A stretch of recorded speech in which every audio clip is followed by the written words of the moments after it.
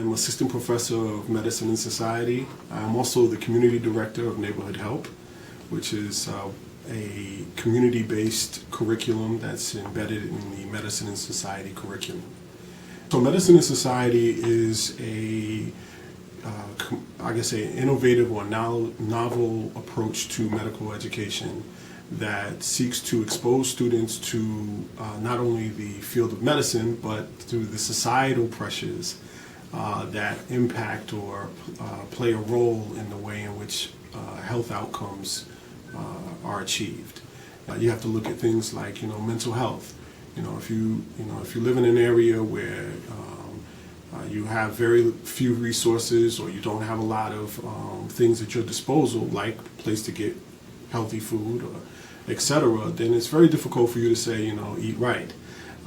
Or if you live in a neighborhood and the parks are not safe, so people don't go to the park because it's not safe. Or if at night when the sun goes down you don't feel safe, so you don't go out and walk after you come home from work.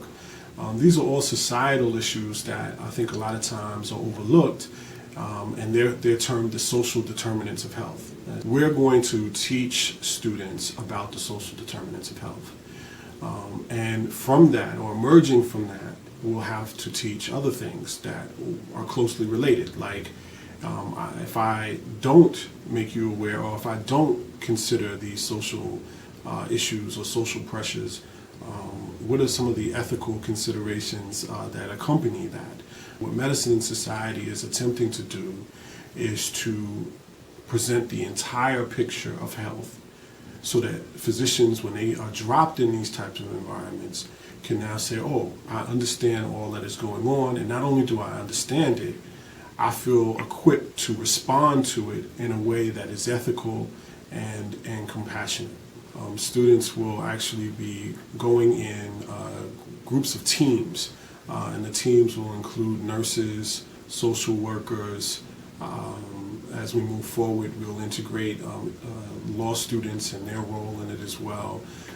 And they will work as teams to address issues that they find in households that they will be assigned to. These households, they will follow through a 3-year period in their medical education, and they will learn what, the background or the backdrop of the lifestyles of their patients. And so they will first have firsthand knowledge of what life is for their patients. In addition to being exposed to that, they will also learn the various services, whether it be from all of the different fields that they're partnering with, the services available to people who have these barriers. And so they will learn what it's like to refer someone for social services. They will learn what it's like to enroll a child in a parks and recreation program. They will learn the role of nurses and what they do on a day-to-day. And my role in that is twofold. First is to help prepare them for that experience in the classroom. And then the second role is that as community director for Neighborhood Help, it's my job to see to it that the households stay engaged. We also have a community advisory team that is managed under this as well. And that advisory team is there to see to it that we have ongoing feedback from the community about what they think about neighborhood help, what they feel neighborhood help should be about. One of the key things that we all share in our vision for Medicine and Society and this department is that the community is not our consumer, they are our partners. And so participation at every level is what we're striving for. As we move forward, we hope that this advisory team will become like a way for us to teach other communities how to educate students and how to work with universities to improve their communities.